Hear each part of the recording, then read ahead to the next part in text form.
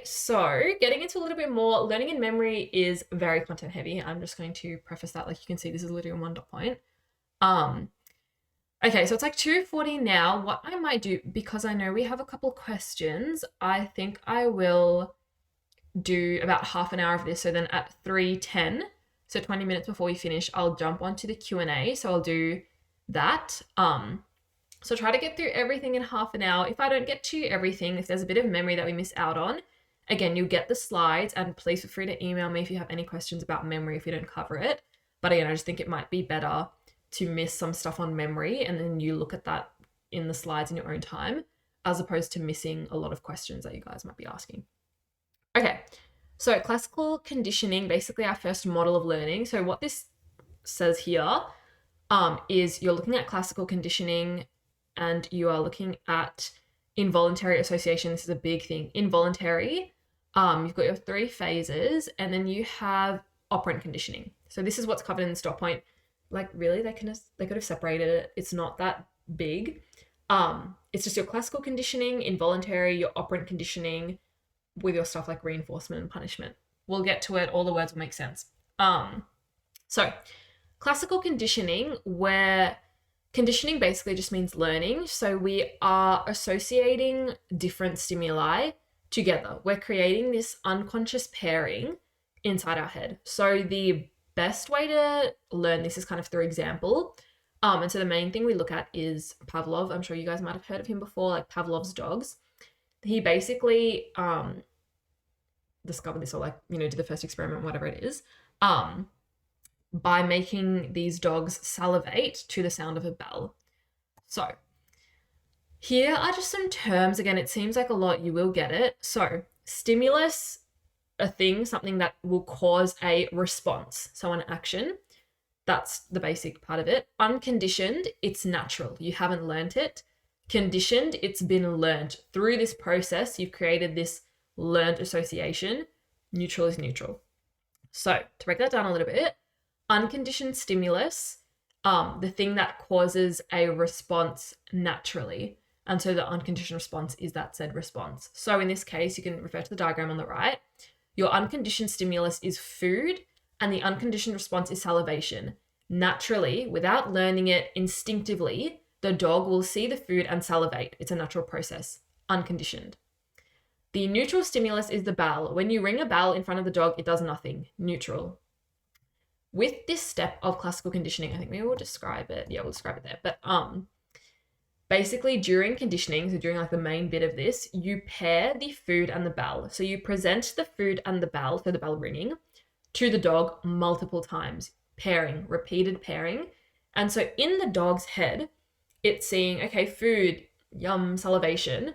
But in the background, it's always hearing this ringing. So now it's starting to associate the food with the bell ringing. Therefore, this response is coming in response to the bell as well as the food.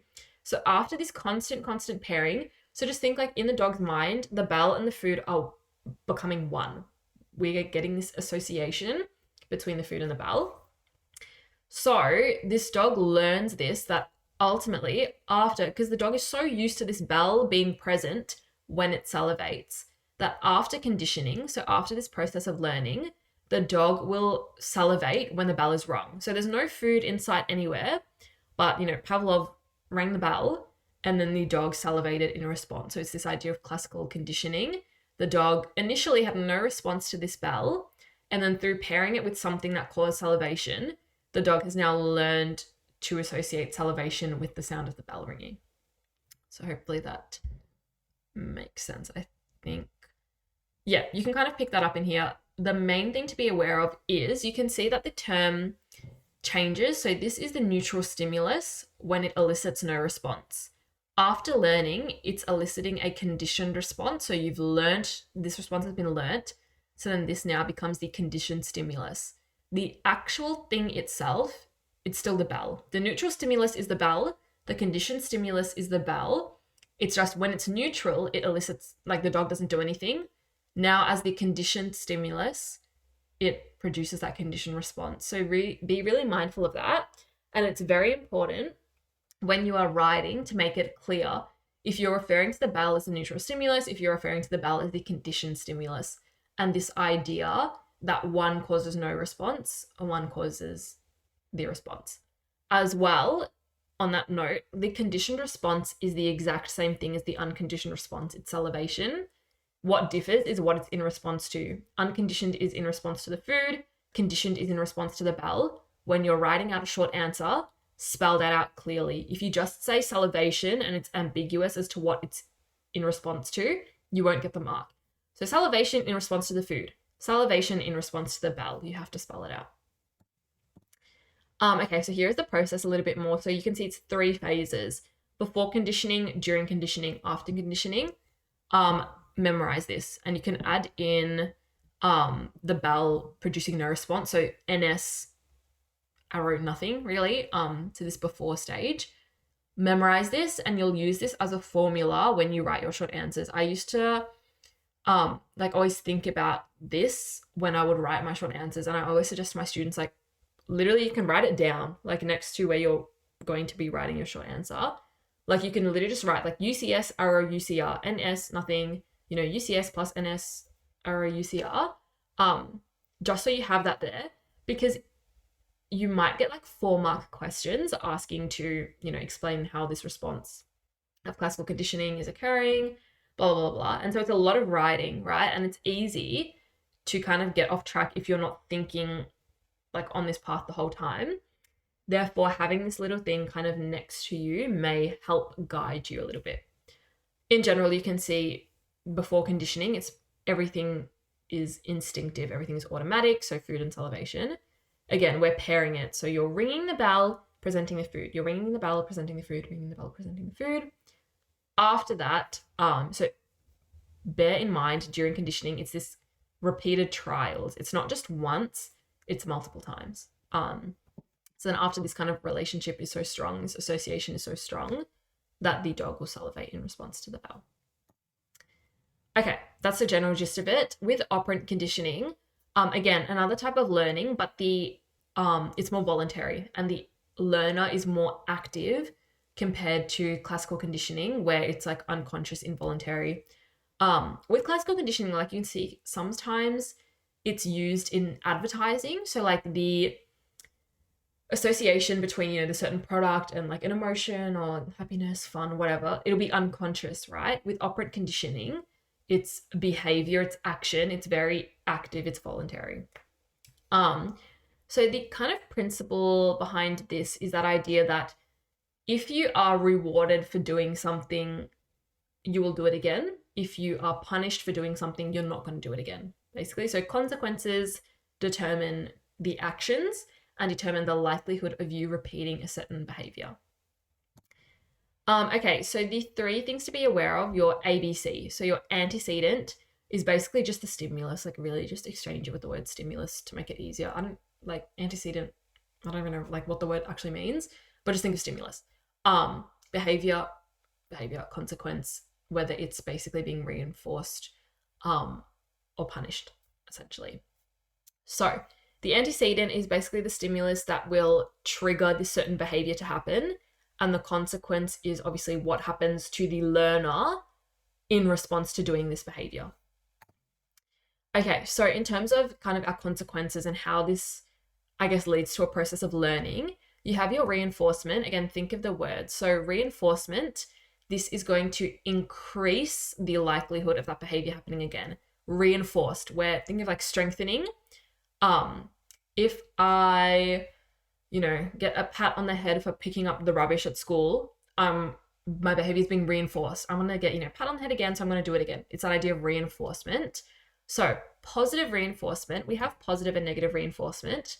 On the flip side, we have positive and negative punishment. If there's one thing you remember regarding operant conditioning, please know positive and negative does not mean good and bad in this situation. It means giving something or taking away. So think of it from a very mathsy perspective, not like positive is a good reward, negative is a bad reward. Positive, you are being given something in response for doing this behavior. Negative, you are getting something taken away from you for doing this behavior. So think about this. Think about what I've just said And then remember that we're talking about reinforcement. So think to yourselves and understand, again, it's important with this stuff that you have this understanding.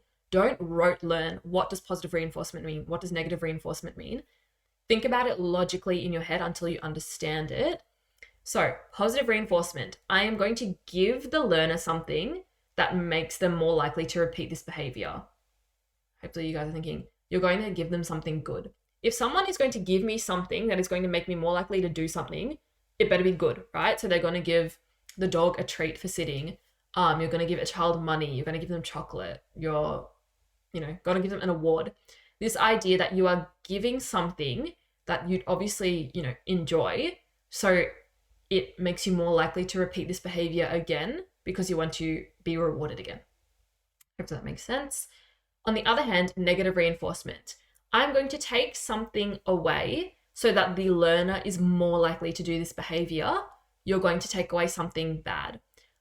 So the umbrella one is kind of a bit random, but taking away Panadol, or maybe if you, sometimes when you're in class and then the teacher will be like, oh, you can leave 5 minutes early if you do this or whatever. That idea of you're taking away something bad. So in this context, the bad thing would be 5 minutes of extra class. So again, taking something that the learner doesn't like away. So therefore, they're going to be more likely to do this behavior because they're going to want that negative stimulus or negative thing to be taken away more. So hopefully that is making sense. Again, reinforcement, strengthening behavior. Punishment is the flip side. So when you're trying to discourage a behavior, again, makes sense in terms of what punishment means. So negative punishment, and positive punishment. So positive punishment, it's the same principle. You are making someone less likely to do something by giving them something. So you're going to give them something bad. Doing more chores, running extra laps. So the person is going to be discouraged from coming late to training because they don't want to run extra laps in the future because they don't like it. Negative punishment, you're taking away something good. So you're being grounded. You're losing your phone. You're taking away money, like getting a fine, maybe. That idea of removing something good or that the person values or that the person likes so that they're less likely to do that behavior in the future. So if you get fined $1 billion or if you lose your license for speeding, then you're going to be less likely to speed in the future. This is a bit of an aside. Response cost is basically the exact same thing as negative punishment. In the previous study design, the word response cost was written on there. As you can see, it's not written. Oh, sorry, I didn't realize how far away I was. It's not written on there anymore. It just says reinforcement positive and negative, punishment positive and negative. So I would not expect the term response cost to come up in anything from VCA, but just be aware of that. And if you see anything in past resources with the word response cost, it's just negative punishment. Okay, so again, this is just a bit of a summary that you can look at. Some differences. So again, voluntary and operant conditioning, because it's that action, you're very active. You learn quite actively because you're involved directly. Classical conditioning is very subconscious. You're not really thinking about it. The dog isn't willingly saying, oh, okay, I'm going to learn to salivate to this bell. It's unconscious. Okay, so kind of our little third one. Understand that this is a little bit separate. So it's not conditioning, but it's learning by observation. So it is this step-by-step process of these 5 stages here. So observational learning, as it sounds, you are basically, it almost ties in pretty well with operant conditioning, I would say. But you're almost watching someone else be operantly conditioned, and then that determines your behavior. So you're learning by observation. So you have this idea of vicarious conditioning, reinforcement, punishment. Vicarious just means, but basically through someone else. So when you live an experience with someone else, through someone else. So if someone posts their holiday online, maybe be like, oh, I'm living through you vicariously. You're not actually in Europe, but you feel like you're in Europe because you're looking at their photos. Vicarious. So when you see terms like this, it just means you are being reinforced through the actions of someone else. So someone else is being rewarded for a behavior. You are vicariously being reinforced when you watch them because you think, oh, I want a chocolate or I want an award. So I'm going to do what that person did. So you're learning to kind of do that behavior as well. So it's very much focused around this idea of a model, and there's a very big emphasis on kind of selecting a model as well. So obviously children, when you think about observational learning, often the scenarios that you'll get in your section in your exams are with children, because children basically learn a lot from the people around them, from their models, right? So obviously like their parents or their guardians, celebrities, sports people that they idolize, stuff like that. So these steps are attention, retention, reproduction, motivation, and reinforcement. Remember it through an acronym, but also understand it. Again, a very good example. Do not rote learn. Do not think, okay, attention this, retention this. Think, what is attention? What does it mean? Why would it be step one? Why is it necessary in observational learning? I can't emphasize it enough. It takes a while for to learn to do this kind of stuff, and obviously to think of something a little bit deeper. But once you understand it, it makes answering questions so much easier, and it makes retaining the information so much easier as well. So I really highly recommend it. The more effort you put into learn something very deeply, the better you'll be in the long run. Okay, so in saying that, the first 3 steps: attention, basically you're selecting your model. So you are paying attention to the model. So for example, say it is like a parent maybe kicking a soccer ball or something like that. I don't know, doing a soccer trick, whatever, or football. So you are paying attention. Perhaps there is reasons to why you'll pay attention to this person. If it is your parent, obviously you will idolize them to some degree and you want to be like them. Perhaps it's an older sibling, it's a celebrity. You're not going to pay attention to someone who you don't care about, to someone who you don't like, and you're not going to reproduce their behavior. So that's why you can see that as well here.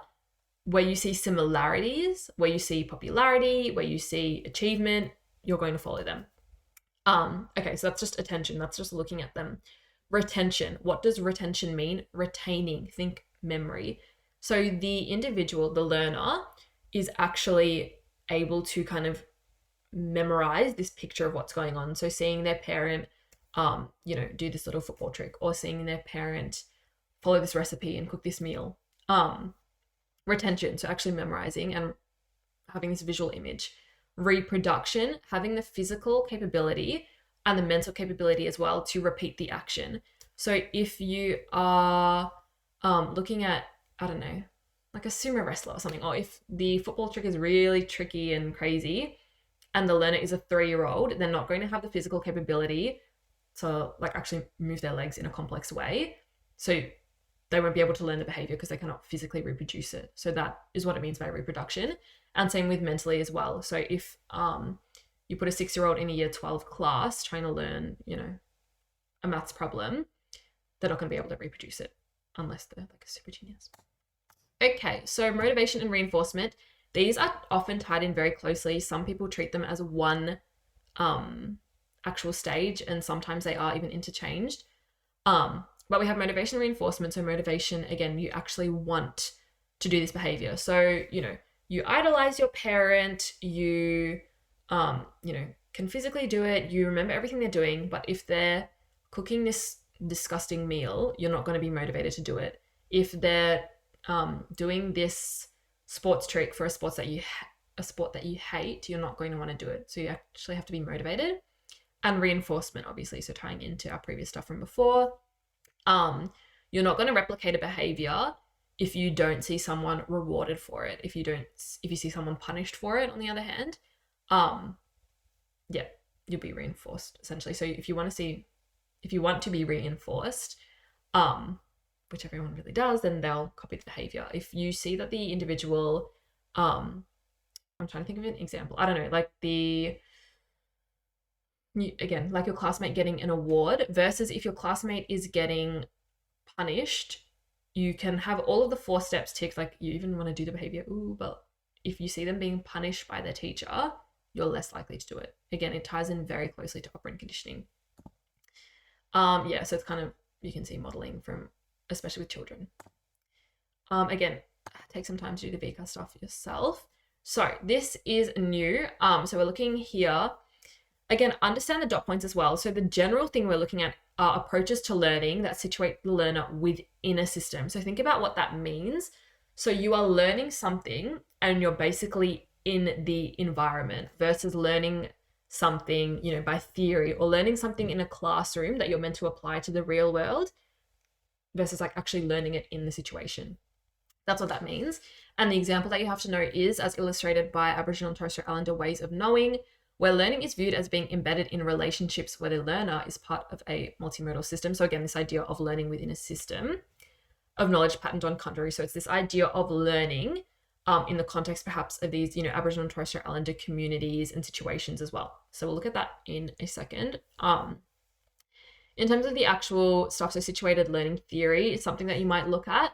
And it's this idea of learning being more effective when you are learning it in the place where you're actually going to apply that action. So for example, it's like me, like this, I'm going to go into a hospital placement very soon. My past 2 years have been all at uni, like learning theory, right? So that's the idea of the stuff that I learned this year will probably be more effective, because rather than learning stuff relating to my course, in my computer, in the lecture theatre, I'm going to be learning it in my future place of work. So that idea that the learning can be more effective. And you'll see that with, placements across all types of degrees as well, or all types of vocations, all types of learning, that idea of, placement, kind of part of your course being in the environment that you're going to work in, rather than everything being theory, everything being learned behind a classroom, and then being thrown into your environment when you haven't been there before.